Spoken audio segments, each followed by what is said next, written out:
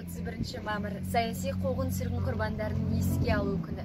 Бүгін біз ұжымдастыру жылдарында аштыққа ұшырағандарды, жазықсыз жазаланған ұлт зиялыларын, сондай-ақ туған жерінен кетуге мәжбүр болғандарды еске аламыз.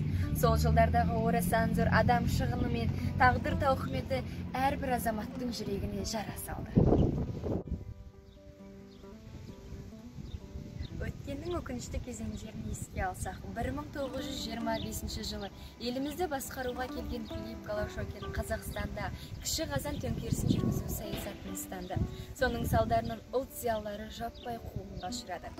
Голошокин өзіне қарсы шыққандарды қазақ елінен қуды, олардың көзін жоюды қолға алды.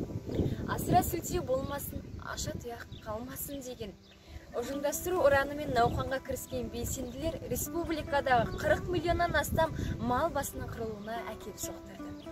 Халық жаппай ашаршылыққа ұшырады. Ашаршылық жылдарында елімізде 1,5 миллионға жуық адам қайтыс болды. Қазақ халқы ашаршылыққа дейінгі санына араға жарты ғасырлық жоқ уақыт салып әзер жеткені. Бұл зұлматтың қаншалықты қасіретті болғанын көрсетуде.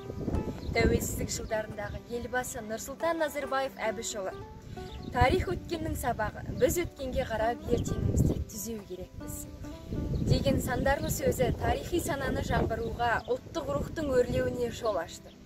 Егемендіктің ширек ғасырында ел тарихының көмескі беттері қайта ашылып, мемлекетіміздің соңғы 100 жылдықта жүріп сүрлеуіне жаңаша баға берілуде.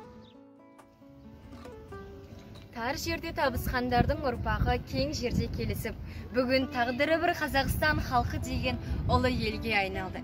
Бейбітшіліктің бесігі атанып бүкіл әлемге танылды. Төрт тарапы түгел мойындап, өсіп өркендеу жолына түсті. 1997 жылы елбасы Нұрсұлтан Назарбаев Әбішұлының жарлығымен 31 мамыр саяси репрессия құрбандарын еске алу күні болып белгіленді.